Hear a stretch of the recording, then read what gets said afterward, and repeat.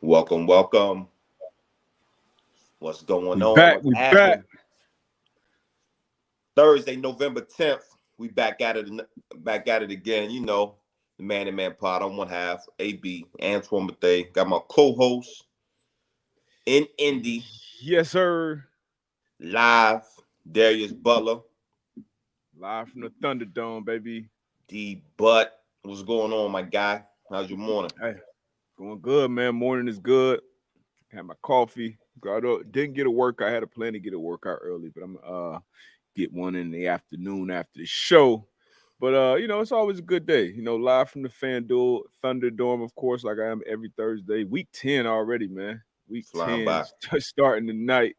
Obviously we flying through the season. We had our first It Is What It Is Monday.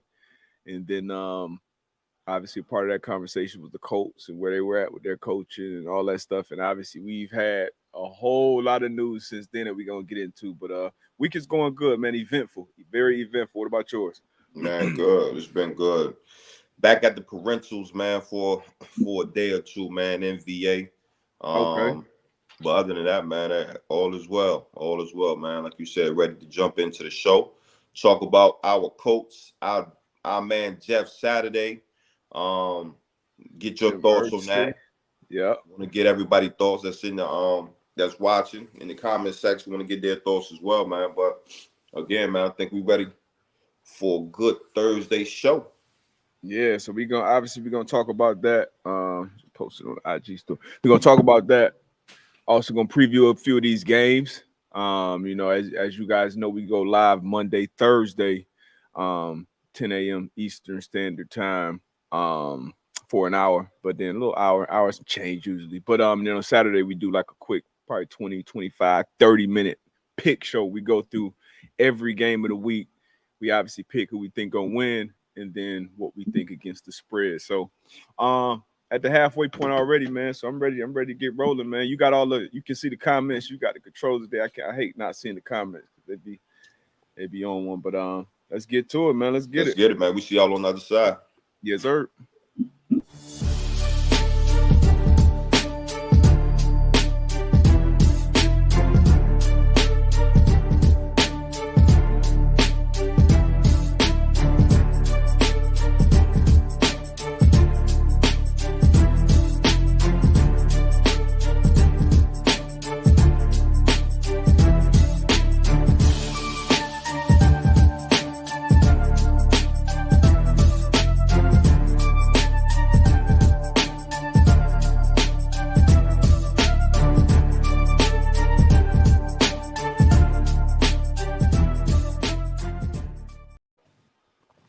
Let's go, man. We back. Yes, sir. We back. Let's jump right into it, man. Let's do it. We talked about it on Monday. It is what it is Monday. And we brought it up, man, and we were just talking about the state of where the Colts were at.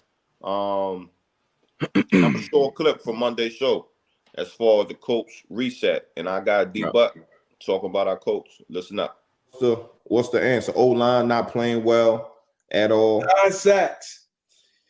3-5-1 right now. I'm not. I don't like calling for people jobs. Like I know how hard it is, how difficult it is. Huh? I said, No, I'm just saying. I know how hard it is to be a coach, to put a game plan together, to have players to execute, to do all these different things. You've had a revolt. You got all the excuses in the world, but we know this is a production business. You judged off wins and losses as a coach, as a head coach. So it's tough, man.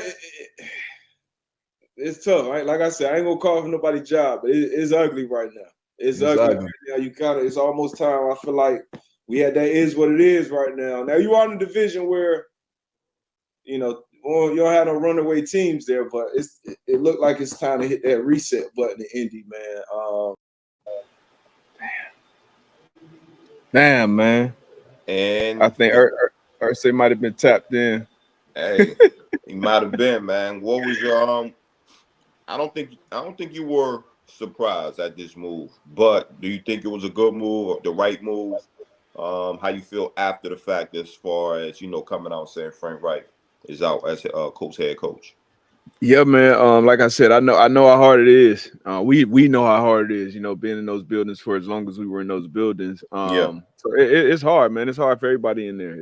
But it's a production business, it's a production league, and as a coach, you're judged off your wins, your losses, and then not only that, but how your team comes out and plays, like what type of effort, what type of execution.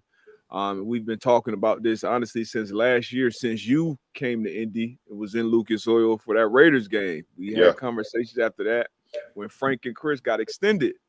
We had some conversations after that. So I don't think either one of us are surprised by this move, especially knowing Jim Irsay.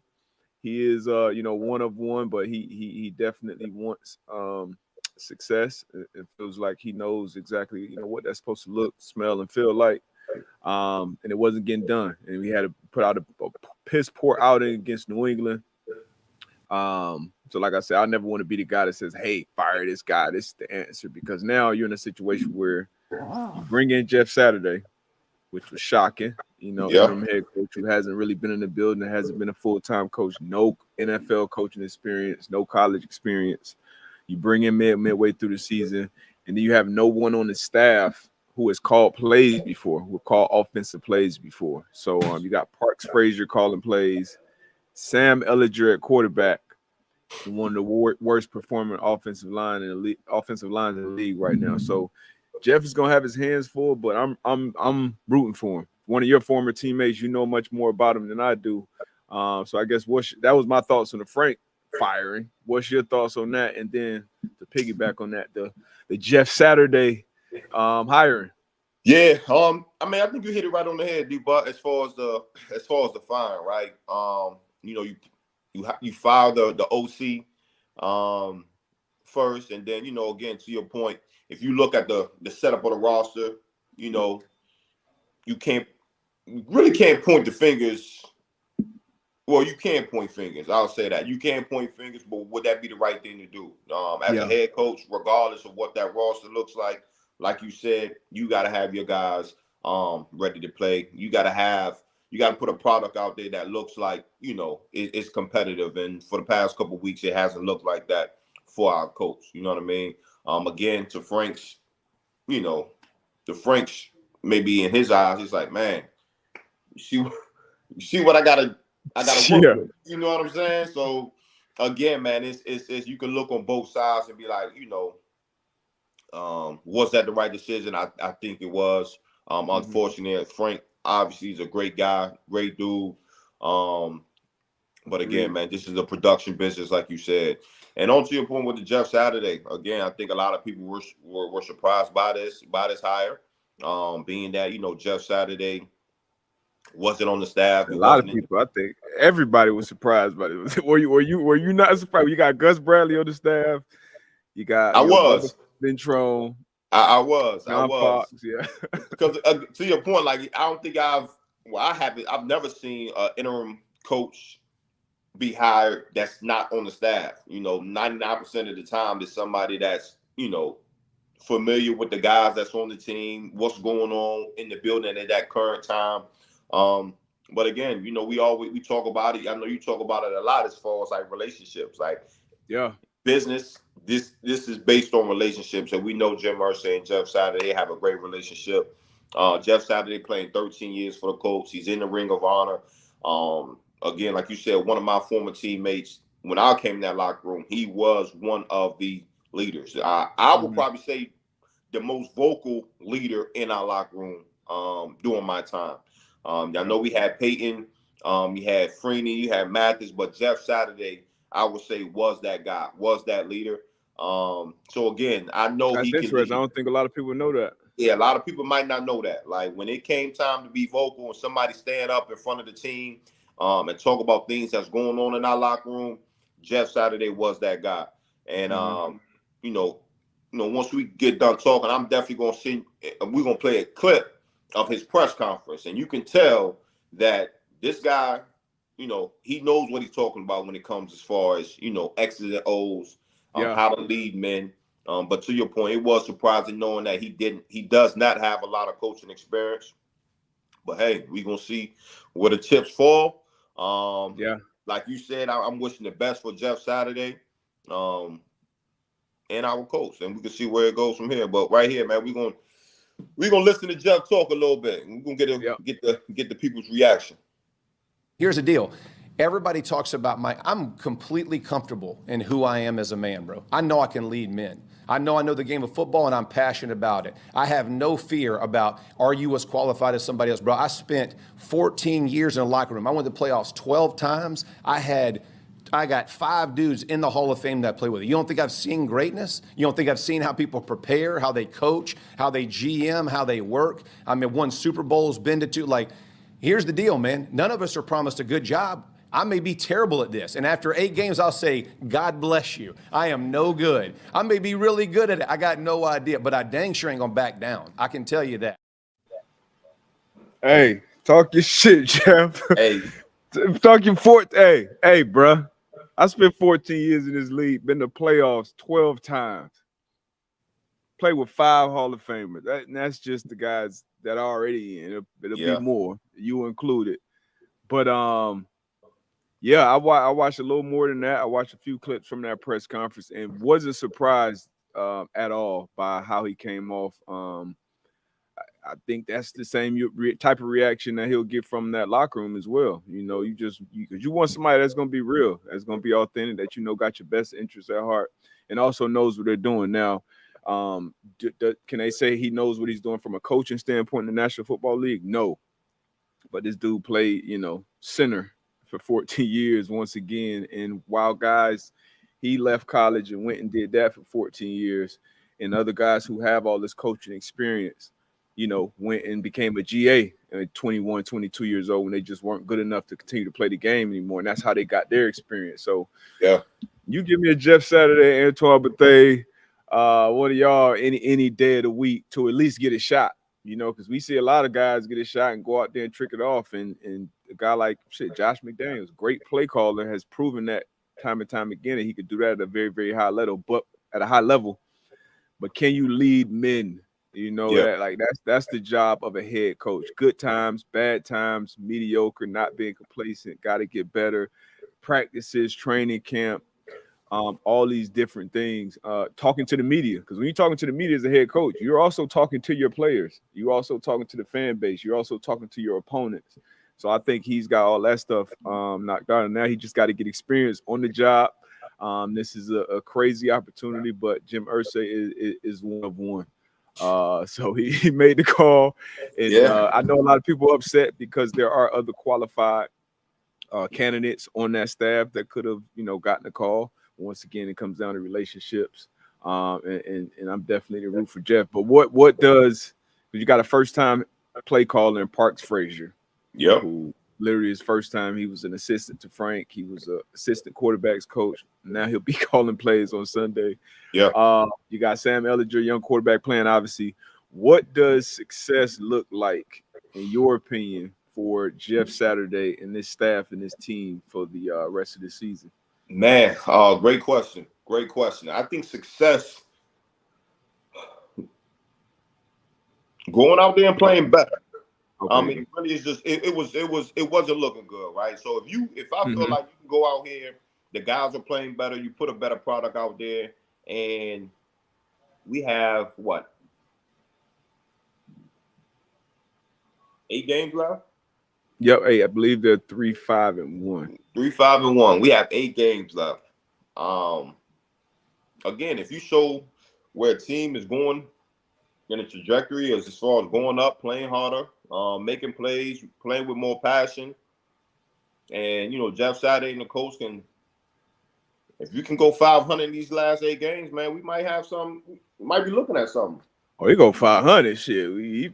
Jeff may have a 4-year deal on the table. Hey, he go 500. You got 8 games. You can win. If you can win 4, again, to your point, where you still got Sam Ellinger at your quarterback. You got for now. I think that's another conversation we need to talk. Yeah, we need to have. Yeah, for now, I actually think they might go back to. I'm with you. To Matt Ryan. You have an O-line that's struggling right now, as we all can see. So Jeff Saturday coming in as like you said, 14-year center, playing 13 years with the Colts, and again, one of those guys that playing that center position, you're controlling some of that stuff at the line. Obviously, Peyton was doing a lot, but at that center position with that offense, Jeff was identifying a lot of things, right? Oh yeah, had to. So as a center, as an offensive lineman, he's able to come in and put his say so on what they can do to get this old line to play better. So I think if that happens, I think you put Matt Ryan back under the center, some things could potentially change on that offensive side of the ball. Obviously, the play calling situation is going to be interesting and see how we were able to produce on the offensive side of the ball. Yeah. But for me, man, you go out there, you play harder, put a better product out there, a better showing, show some more passion. Shoot, you can go 500 these last 8 games. Shit, Jeff might got something. Hey, that'll be huge. Hey, I'm looking at it. I'm like, shit, so crazy. It might work. Who knows? Park Frazier, we always talk about opportunities. I know if that was me, and I don't care what I've been doing for the last 3-4 years in the bill, I could be drawing shit up on the napkins. Hey, you calling plays this Sunday? Bet. Let's go. I'm coming in there. Hopefully he has that type of everybody had to call their first game. Everybody had to call their first defense. They're called their first offense, whatever it was. So who knows? The eternal optimist in me as a Colts fan, Jeff Saturday and Parks may be one of the best combos to go down in history. I got a question for you. This was what was interesting to me, right? So you fired Frank Wright, right? Mm-hmm. Jeff Saturday was named the interim head coach that same day. Hold on, wait. You might hold on, AB. You might have to refresh your camera. It's like glitching a little bit. Maybe just been on my end. Yeah, it's like going like. Hold on. I'm about to leave. I'll leave and come back. But yeah, man, it's gonna be an interesting thing to keep an eye on. And I'm with AB as far as expecting Matt Ryan to be named the starting quarterback again at some point. You are just sad that you get this opportunity. I'm gonna hitch my wagon to the old head. Yeah, this better? Yep, we better. We solid. I bet. So, question for you, right? You fired Frank Wright.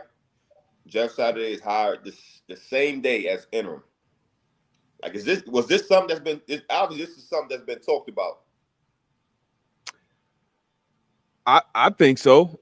So in Jeff Saturday, for people that don't know, I actually bumped into Jeff Saturday. It's probably our first time actually having a real conversation in person. But I'm bumping into him during training camp, and I was out here doing Pat's show at training camp and just walking around with DT kind of in the back, seeing everybody, the training room, the equipment room. And that was something he said too.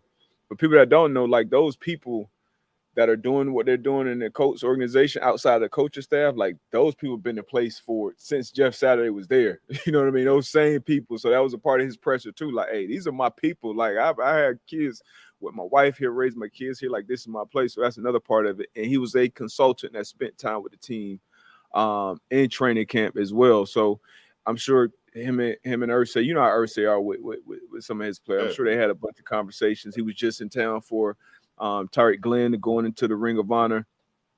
And it was probably some conversations had there. Who knows? But we know how those type of things go. But from the reports, I think it was Zach Kiefer with The Athletic, I believe. He said Irsay called Jeff Saturday during the game on Sunday. So later, like during the game, some. You ready? Hey, man. You watching this shit? It was probably watching. Hey, man, you remember what we talked about? And for me, the way I kind of looked at it, I'm like, all right, Irsay, you don't put all this money into the offensive line, and they're performing, I would say, the worst, like the group. They're probably the most disappointing group on the team. So you hire Saturday, and now you have a guy that is in that. If I'm the head coach, and let's say the secondary has just been dog shit all year, and I get an interim head coaching job with no coaching experience, I'm probably spending 80% of my time if I'm in meeting rooms in that defensive back room. Like, this is what I'm doing. This is my expertise. I'm in that room. After our team meetings, we go to meetings. I'm in the offensive line room because we should look at the team and figure out, hey, I'm sure this is a conversation Jeff is probably having with that unit. Look, we're going to go as far as y'all take us. The defense has been doing their part. We know Jonathan Taylor is talented. Is Matt Ryan a prime Matt Ryan? No. Is Sam Ellinger a veteran quarterback? No. But if we got a dog unit up here, we can do some things. We can compete week in and week out. So I think that's probably was the thought process with Irsay's hiring. And he obviously knows who Jeff is as a person, as a leader, spent a ton of time around him, drafting him. So it's going to be interesting to watch. Hopefully, 500, that's lofty expectations for me. For me, I'm like, when a couple be competitive, and then we'll see. But after the season's over, this was an interim hire. So after the season's over, Irsay is going to have to go through the full hiring process and the Rooney Rule, and bring in minority candidates and going through all that.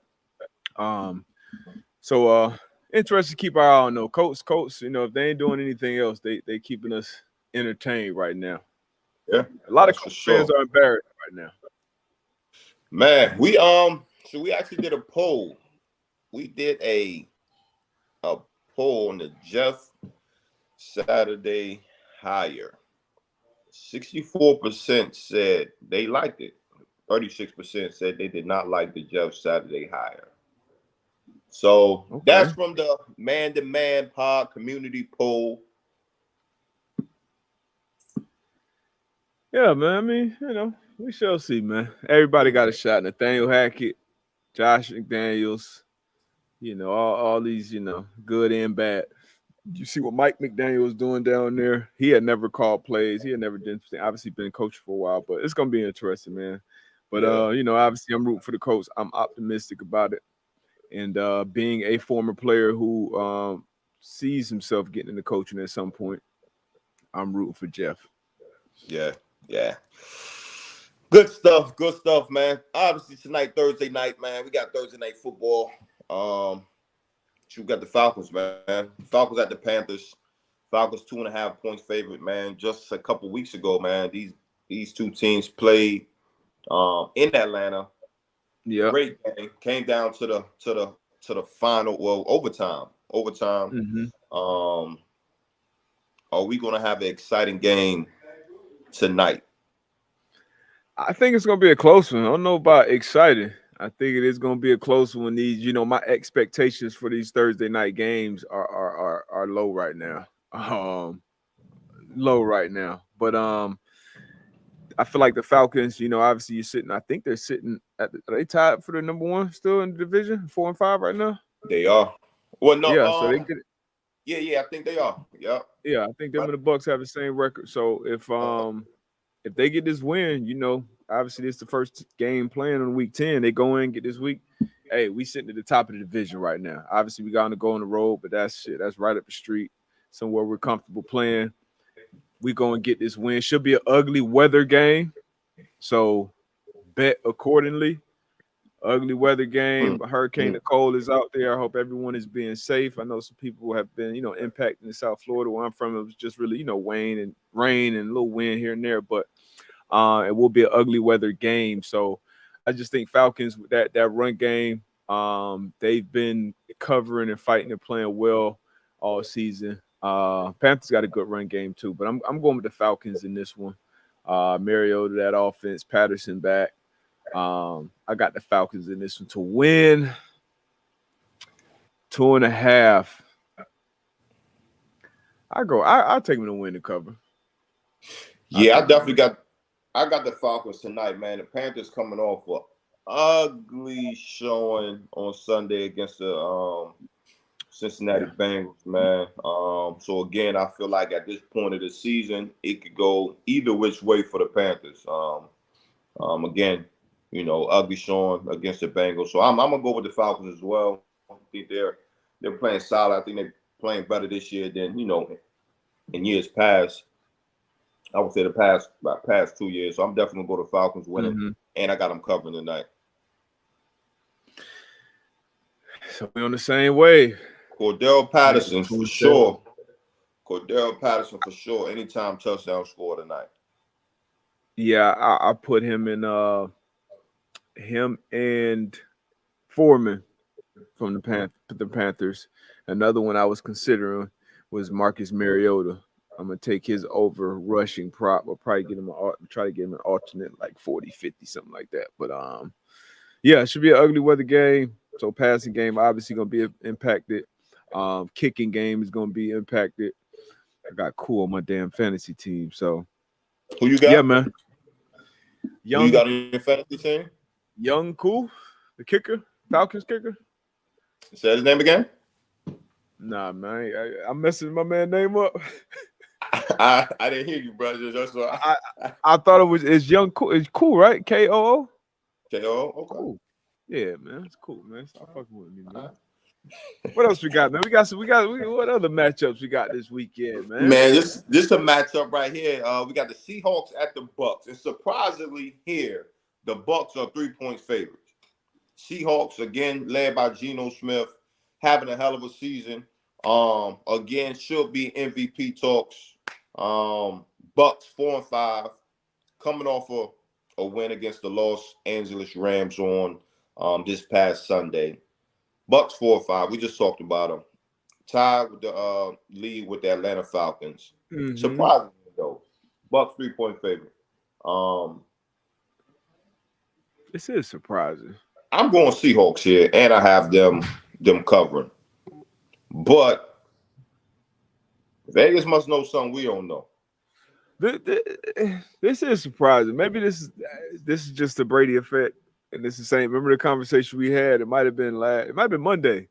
What was that? Like, hey, when it comes down to it, in this NFC, you got all these quarterbacks that are doing well, that are doing their thing. But as the season gets later, it's going to be harder and harder for me to bet on these guys against Brady. I think we're talking more so playoffs, but Geno Smith has been playing some damn good football. I like also what they're doing on the defense side of the ball. Kenneth Walker, probably offensive rookie of the year right now, unless it's somebody, Breece Hall was balling too, but obviously he got hurt. So this kid may be offensive rookie of the year.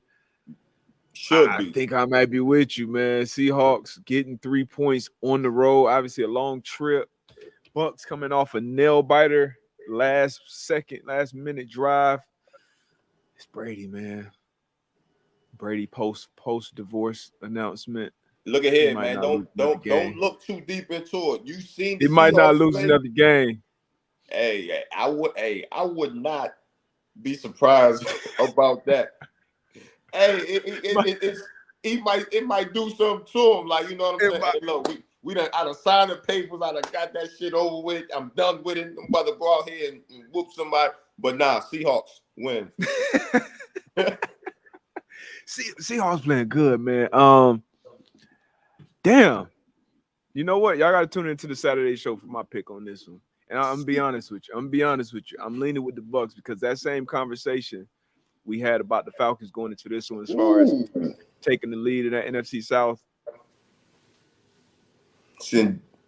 I did say a long trip. See, that's even more of a reason I'm going to Bucks. I'm going to Bucks now. Bucks win, Bucks cover in Germany. That's gonna be 80% Tom Brady crowd out there.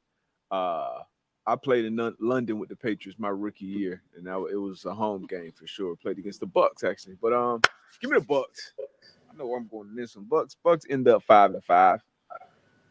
Seahawks 7-3. Seahawks 7-3, but it's gonna be a good one in Germany. And Geno been balling, man. Geno been balling his ass off. I'm happy to see it. Next up, man, another game we're gonna talk about before the Saturday pick shows, the Cowboys at Packers. Cowboys 5-point favorites in this one. Packers, I think they're on a 5-game losing streak. Yeah. Lost to the Lions this past Sunday. Put up 9 points. 9 points. So one thing I'm expecting Aaron Rodgers to play much better than what he did this past Sunday. But again, the Cowboys are playing well. Both sides of the ball. 5-point favorites. I'm not gonna overthink this one. It's gonna be 6-game losing streak for the Green Bay Packers on my end. It's in Lambeau. Yeah, so it's they don't got to get on the plane and think about it. They can get in their car and drive home and think about the L. I got the Cowboys winning, and I have them covering. And news, the Packers picked up Abrams. Yep, from the Raiders. Jonathan Abrams got released from the Yeah, Raiders. so we'll see how Man, how if he has any type of impact. But I got Cowboys winning. I have them 7-2. My you know what? thoughts. I'm a tune in once again to the Saturday Pick Show, sponsored by FanDuel Sportsbook. Tune in for this pick, Cowboys Packers. I do think this will be a close game. 5 points. Like you said, to your point, I'm with you. But I feel like I've been probably saying this all year. Oh, I expect Aaron Rodgers to play better this week. I expect Aaron Rodgers to play better this week. I expect Aaron Rodgers to play better this week. So D-Butt, we just had our first show on Monday. It is what it is. So what are we gonna come back and say Monday about this game? Let me go into the future. It is what it is. The Packers are Cowboys. Let me the Cowboys. Cowboys win. Cowboys cover. 5 points. 5 points on the road. Nah, yes, you know what? man. Packers gonna cover. Cowboys win money line. I'm taking the Cowboys straight up. This line may move too.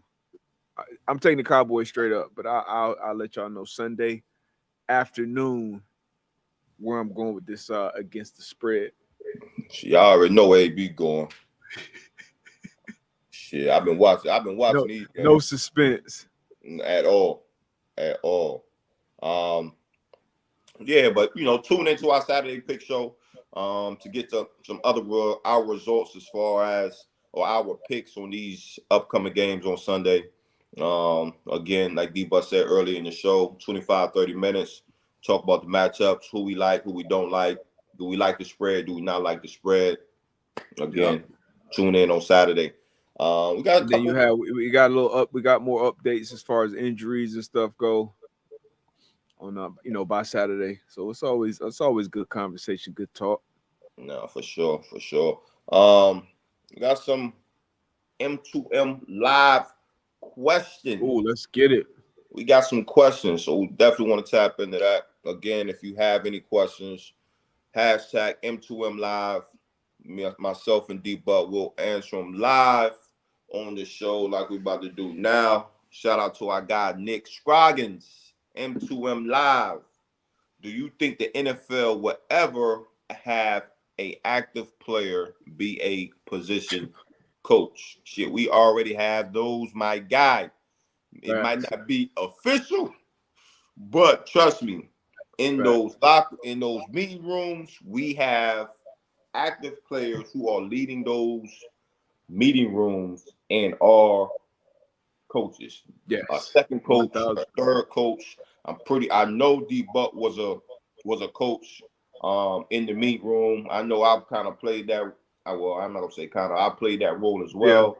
Yeah, just being that coach, having a voice in that meet room. When you leave that meet room in the locker room, talking to the guys, showing the guys, explaining to the guys, and then transferring that information over to the field. Being that coach, being that voice on the field, in the huddle, on the sideline. So it may not be an official title as DB coach for active player, but trust and believe you have coaches in those certain position meeting rooms. You better believe. Actually, can you put that question on one more time? I want to see the second part. He said something about Tom Landry doing it.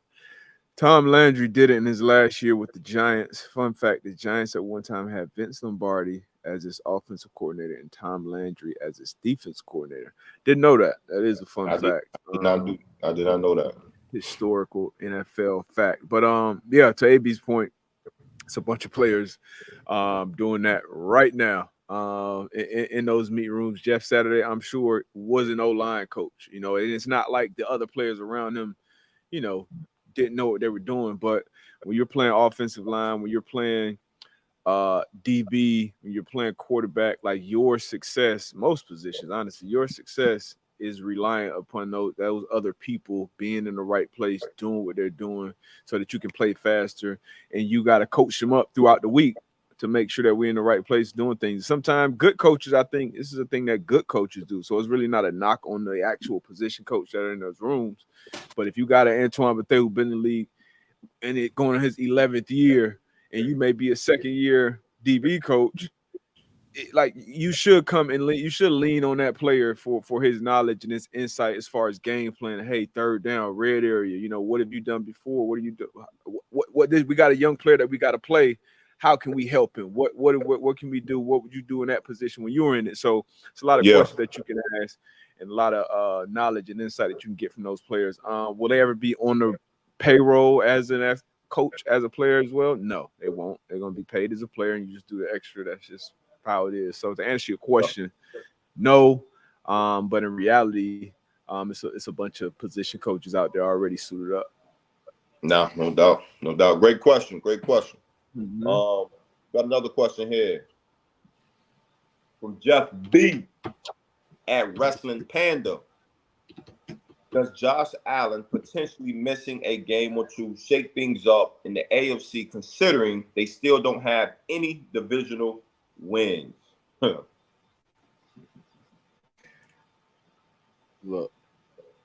you got a quarterback that is what I think scored 23 of 25 of their touchdowns, something crazy like that. Obviously, throwing to other players. They got other very good players around him as well, but he's a big part of that offense. And you got a lot of teams in that AFC that can play. Obviously, the Chiefs, my Dolphins that are in the same division, that Jets with that defense that they have right now, like they can line up and win any game. Just beat the Bills, obviously. So, yeah, I think it does shake things up. For sure. You know, you 0-2 in the division right now. Lost to the Jets, lost to the Dolphins. I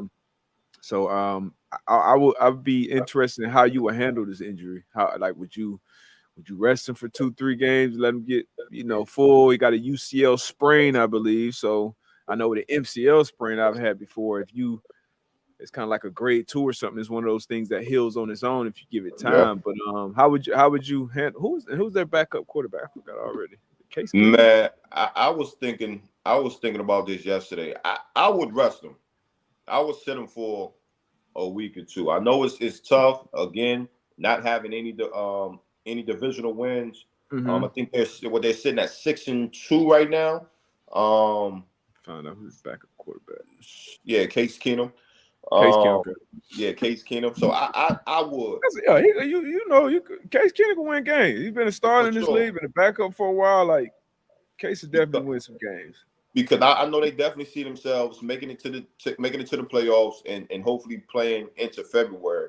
One of these injuries, obviously quarterback, elbow. You keep throwing arm too. Throwing arm. I think you sit them down for a week or two. Rest, see what that does. Again, I've had an MCL sprain as well. Sat me down for about a month. You know what I mean? Mm-hmm. Obviously, it's different, a knee, elbow, but with a quarterback, and like you said, his throwing arm, definitely, man. I think you sit him down for a week or two and let him rest up. Yeah, I'm right there with you, especially with a backup like Case, who's been there, done that. Won't be anything new to him. Won't be too big for him. But you are in a division where everybody over 500. 5-4 right now is at the bottom, and that's the Patriots. So, yeah, but you got to do his best, I think, for your team for the long run. And I think it takes a good 2 weeks at least, because you're not only throwing on game day, you're throwing in practice. Those type of things. You got to ice it and manage that arm. So I think, and this is also the second time he's had this injury too. So that's something to take note of as well. But rest your franchise. $200-something million quarterback. Be smart. Yep. Another question, man. Y'all put some questions in the comments as well. We definitely gonna tap into them. It's for my guy Tone.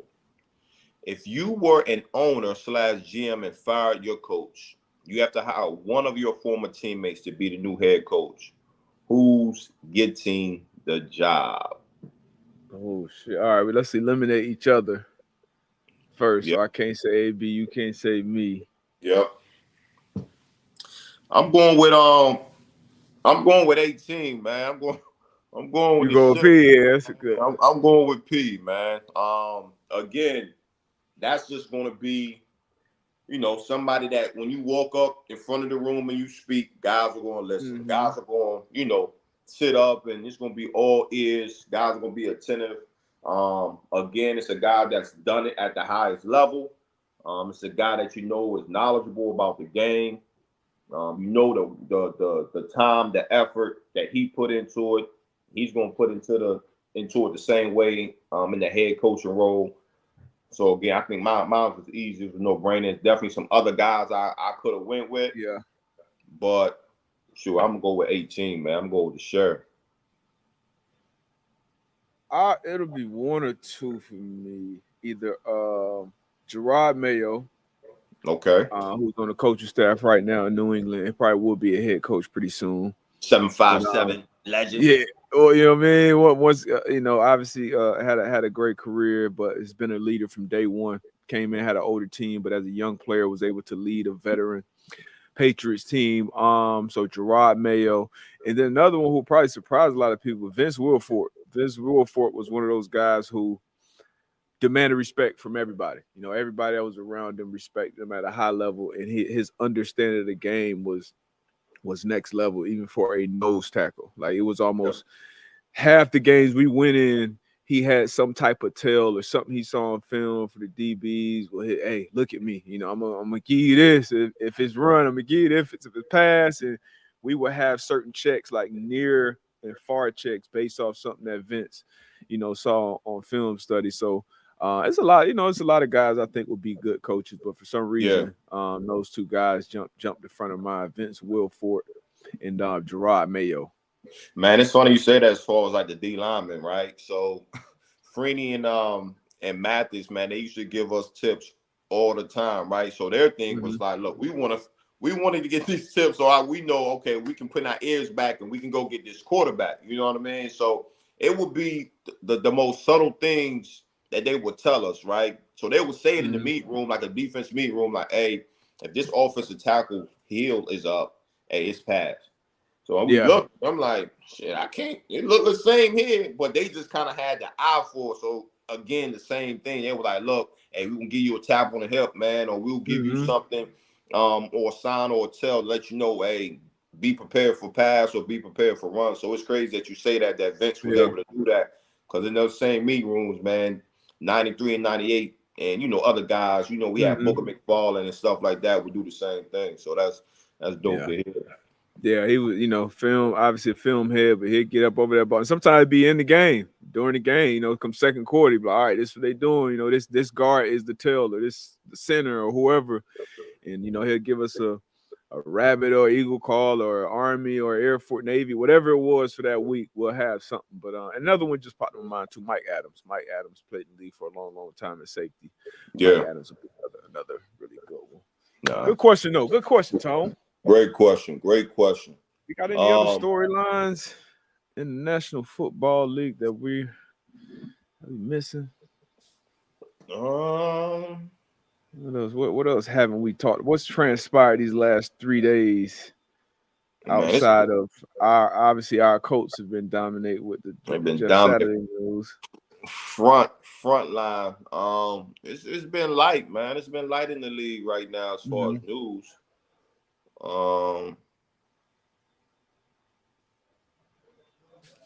We do got some.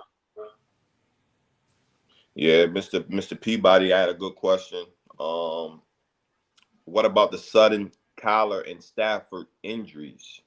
I literally just read that. Yeah, Kyler with a hamstring. And Stafford is in concussion protocol. Yeah, so that's obviously a divisional game this weekend in NFC West. Stafford going to concussion protocol, within a week. You would think, he would miss this game, especially with the extra attention that's been paid to head injuries since Tua's. So that's surprising. And then the same thing with Kyler, having his hamstring. Typically for a quarterback in a hamstring, you think no big deal, but a guy like Kyler, that's big news. So a lot of DNPs from Wednesday's practice. And this is also the point of the season where, it's week 10. where you take you're cautious with that. All right, guys, you know the system, you know the scheme. So for the Cardinals, for example, all these guys DNP yesterday, and it was only a walkthrough for the Cardinals. Buda Baker, Kelvin Beachum, Cody Ford, Max Garcia, Will Hernandez, Rodney Hudson. All those guys are offensive linemen outside of Buda. Brian Murphy, he did not participate with the back. Kyler Murray with a hamstring. And then for the Rams, center Brian Allen, running back Malcolm Brown, D tackle Greg Gaines, Travis Howard, Aldrick Jackson, Robert Rochelle, and Matt Stafford all did not participate. Now, could a lot of them participate in practice? Yes. Friday, yes. So Wednesday is definitely that day where you be all right, rest day, whatever. But a lot of guys. It's that point in the season, man. Everybody dealing with something. Yeah. And to your point, Wednesdays, I know it was a couple years. Wednesdays was an off day for me. Hill up. Again, to your point, the system. You know what's going on. Get your mental reps on the side. In the meet rooms. Talk through the stuff that that's going to be happening out there on the field. So, not overly concerned as far as the Wednesdays, but then when you start getting those DNPs on Thursdays, that's when you start, you start thinking, okay, this may be a Sunday situation. So Friday too. Friday is obviously a big one, and then for the game time decisions or doubtful, questionable, whatever. But yeah, man, and that just made me think of something too. Young guys, man, like when the vets started getting their days, like hey Wednesday, that was his day, so that was whoever was your backup. Wednesdays, you're gonna be in there, run play action. You're gonna be getting reps not only with your team, but you're probably gonna be doing some scout team reps too. And just understand that even week 10, everything is being evaluated. Yeah, everything has been evaluated. I try to drive this point home to people, young and old guys. Because you can get comfortable too. Everything's been evaluated. Walkthroughs, when you're showing up for workouts, when you get into the building, how attentive are you in meetings? How do you manage your injuries? Like all these different things have been evaluated by somebody in that building. It may not be the head coach all the time, but somebody in that building is watching and taking note of what you're doing in and out of that building. So just be mindful of that and also take advantage of that. You are getting these extra opportunities, get these practice reps. You never know. You obviously never know what your next opportunity. Ask Jeff Saturday. Yeah. You know what I mean? Ask what's my man name again? Who? Parks Frazier. Oh, Parks Frazier. Yeah. So you never know. And it was a conversation that we had a while back, just with the starters and a backup. Point, like being ready, taking full advantage of your opportunity, and like you said, like you are being evaluated on everything, whether you like it, whether it's right, whether it's wrong. Like you said, like as far as like when you get into the building, when you're leaving, like should that matter? Who's to say? I think you have people on both sides of the fence. But to D-But's point, you are being evaluated on everything that you do. So young guys, take advantage of those reps. Take advantage of it. That's been a pro too, man. Yeah. Pros football season. That should be priority number one. Question by Kevin Kernick. Can you guys talk about mental reps a little bit? About staying on the sideline, being locked in, play call to play call. What up, Kevin? Bolt up, man. Our Chargers, 5-3 right there would be all right. But as far as mental reps, it's just so practice, for instance, walkthrough, shit, even games, meetings. Like you can always get mental reps when you're watching yourself on film or you're watching the guy in front of you or behind you on the film or on the field. And it's easy to, be sidetracked and have conversations. And it's a time and place for that. Sometimes you may not need to watch certain things, but especially for young guys looking for an opportunity, those mental reps count. Because once you do get that opportunity, to the point that me and AB spoke on earlier, my success relies on you. Yeah. So if I'm out there, MF and you on the field, or we having a conversation on the field, coach is going to look at that too. And like, all right, I know Darius is prepared. I know Antoine's prepared. So the guy that he yelling at ain't prepared. So And that comes with mental reps because it ain't fair. To AB's point, ain't everybody, especially during the season, the ones that getting the majority of the reps, the guys that's going to be out there. So when you are thrown in that fire, you got to pick up right where you know that's a well-oiled machine that continues to move, and that train keeps moving. So it's imperative that you are taking advantage of those mental reps in the film room, on the field, on the sideline, wherever it is. You got to stay locked in. Yeah, and you can't use that as an excuse saying that I didn't get the reps. Like, nah, that's not an excuse. That's not an excuse. You know what I mean? So again, those mental reps are very, very, very important. If it's something that you're not understanding or you're not getting, then that's when you go to a vet. Hey, D-Buck, like, hey, why did we go to this check? You know what I mean? What am I looking at when they come in this formation? Or you're staying after, go to coach's office. Hey, coach, like I didn't understand what we were doing out there on the field. Can you explain it better, in this setting? So again, those mental reps are very, very important. And again, even as a 14-year vet, 13-year vet, it's some things that I can continue to pick up on, and I can learn from somebody else, from a young guy. And it's crazy because at times that would happen. Like, I would be either on the field or in the meet room, and a young guy would ask a question. Be like, damn, I never thought about it like that. You know what I'm saying? So I've been running defense for 3 years and never thought about that. Exactly. So again, those mental reps are very, very important. So great question, Kevin. Definitely. And showing up with that beginner's mentality, always willing and ready to learn. Hey, I got some good questions, man. Another question from Stephen Tackett. Is there beef between the offense and defense when one is playing well and the other isn't? At times, it may not be spoke about out loud, but you definitely can feel that little tension. Like, yo, like, what the fuck are y'all doing, man? Like, come on, y'all got to pick y'all stuff up. You know what I mean? So you're definitely not going to say it in the media. You shouldn't. You necessarily not going, say it, to say O lineman or wide receiver.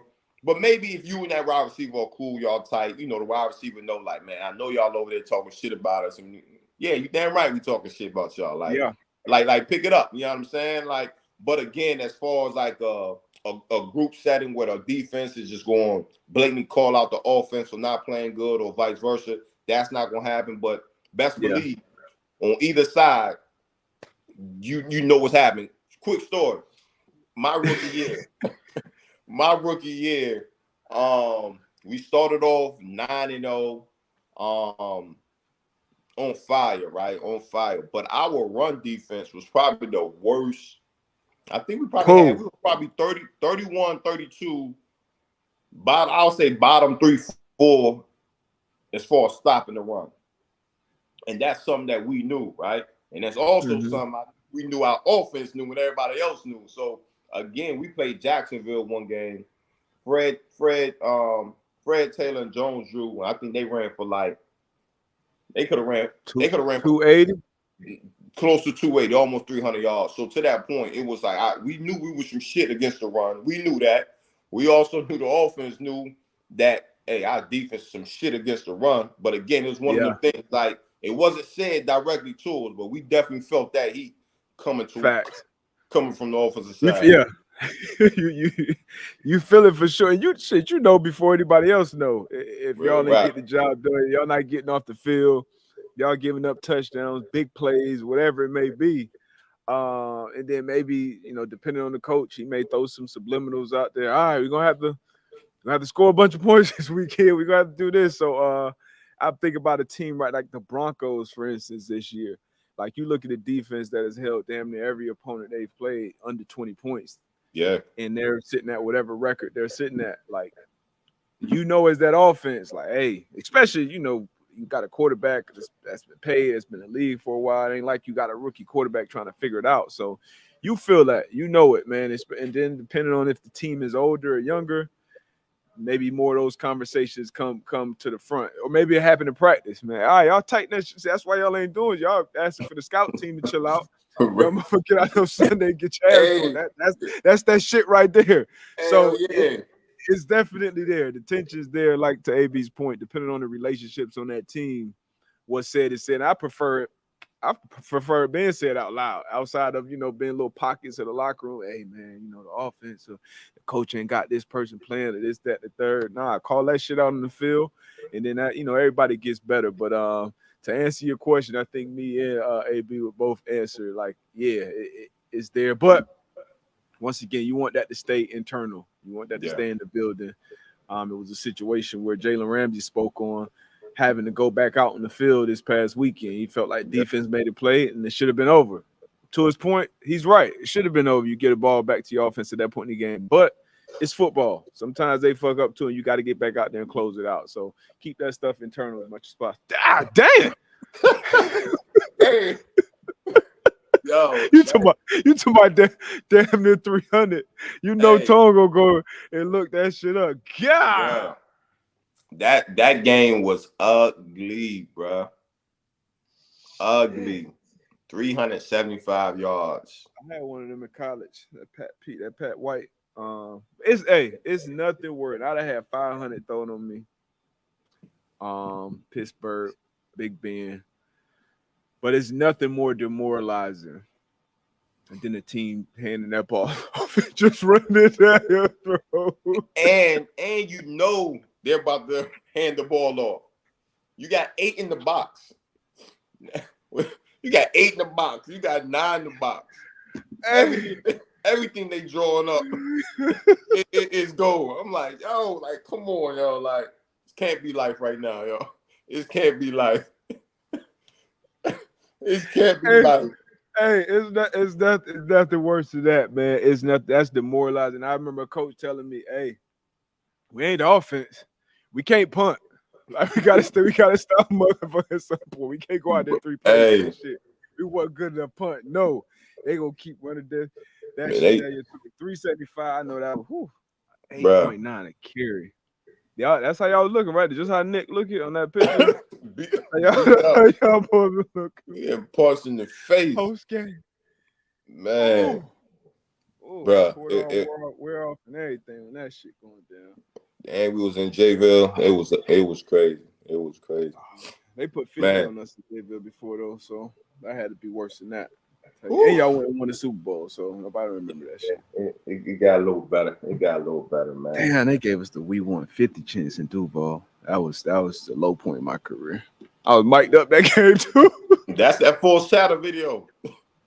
I'm surprised ain't nobody be like, man, yo, shut up, yo.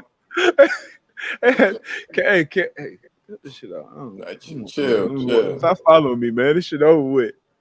But good, great questions, man.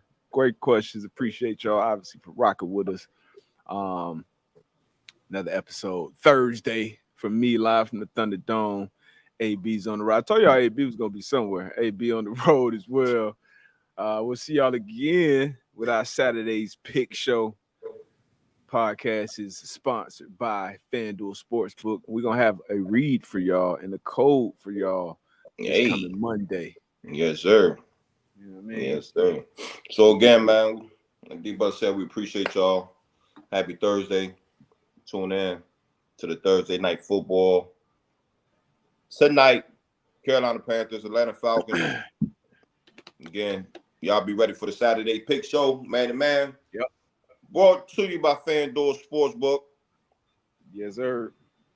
Have a good Thursday, man. We'll be out. Hey, y'all bet accordingly tonight, man, with that weather. You heard it, man. Go. Peace.